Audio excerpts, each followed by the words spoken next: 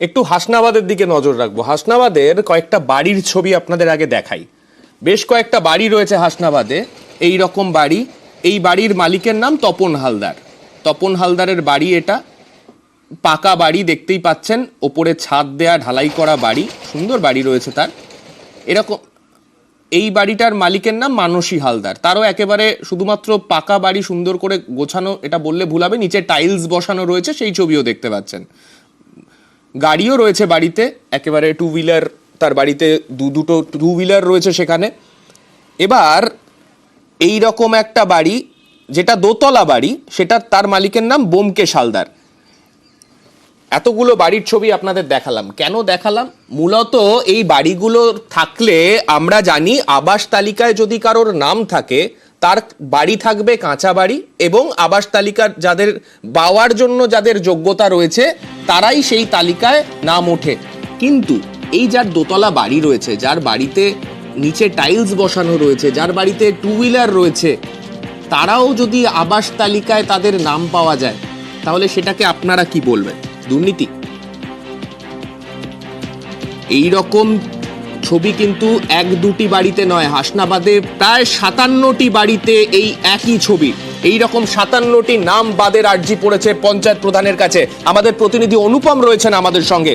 অনুপম, একাধিক বাড়ির এরকম তুমি ছবিই করেছো যেগুলো, তাতেই আমরা দেখতে পাচ্ছি বাড়িতে টু হুইলার রয়েছে, দোতলা বাড়ি রয়েছে, তাহলে তাদের নাম ওই তালিকা অবধি পৌঁছালো কিভাবে? কাদের হাত রয়েছে এর পেছনে? হ্যাঁ দেখো সানিক, এখানে সব থেকে বড় প্রশ্ন যে হাসনাবাদ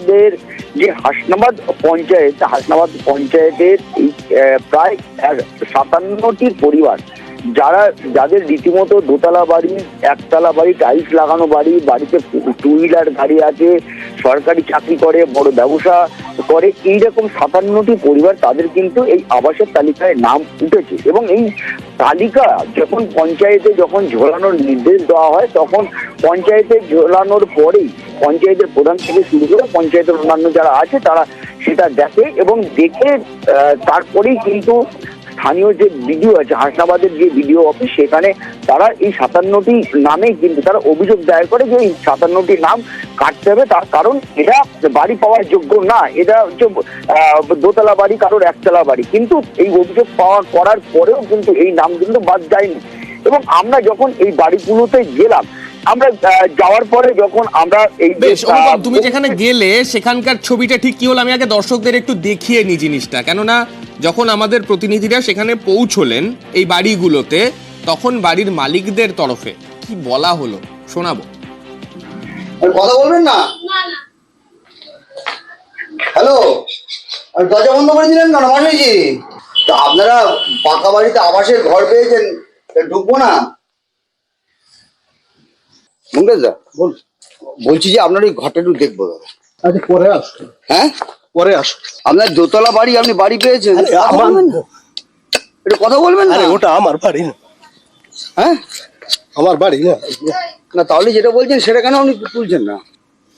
অনুপম, এনারা তো রীতিমতো চটে যাচ্ছেন তুমি তাদের বাড়ি গেছো বলে, কিন্তু তাদের নাম কি আদৌ ওই তালিকা থেকে বাদ যাবে? পঞ্চায়েত প্রধান কি বলছেন? হ্যাঁ দেখো, এখানেই সব থেকে বড় প্রশ্ন। আমি যখন সেখানে গেলাম, এই ব্যোমকেশ হালদারের সঙ্গে যখন দেখা করলাম, তখন তিনি কোনো কথা না বলে চাদর মুড়ি দিয়ে পালিয়ে চলে গেল। আমি যখন মানসী হালদারের বাড়ি গেলাম, তখন তিনি দরজা বন্ধ করে দরজার পিছন থেকে রীতিমতো হুমকি দেওয়া শুরু করলো যে কেন আমি বাড়ির ভেতরে ঢুকেছি। এবং তারপরে তপন হালদার, তিনি তো দরজা গেটে তালা দিয়ে সেখান থেকে সেখান থেকে পালিয়েই চলে গেল। এরপর আমরা যোগাযোগ করলাম সেই পঞ্চায়েতের প্রধান রিঙ্কু, সেখানকার যে পঞ্চায়েত প্রধান, তার সঙ্গে আমরা যোগাযোগ করলাম, রিঙ্কু পাত্র। তিনি যেটা বললেন যে তিনি পঞ্চায়েতের এই যে ব্লক অফিস, সেই ব্লক অফিসে ভিডিওকে তিনি একবার না একাধিকবার জানিয়েছেন, কিন্তু তাও কাজ হয়নি, এবং সেই কারণেই এই ছবি আমরা দেখতে পাচ্ছি যেখানে বাইক রয়েছে, দোতলা বাড়ি রয়েছে, তারপরেও আবাসের তালিকায় নাম উঠেছে। কি বলছেন তিনি একবার শোনাবো। যে লিস্টটা এসেছিল সেটা দেখে আমরা রীতিমতো অবজেকশন জানিয়েছি, কিন্তু সেটা কোনো অ্যালাও করেনি। ব্লক থেকে ইচ্ছে মতো ওদের মতো ওরা কাজ চালিয়ে যাচ্ছে, আমার কোনো কথাই সেখানে ওরা মানছে না। এটা রাজনৈতিক দল দিয়েও কাজ চলছে, প্লাস আর্থিক দিক দিয়েও কাজ চলছে ভিতর থেকে, যেটা সামনে আসছে না, আমরা সেটাকে সামনে আনতে চাইছি।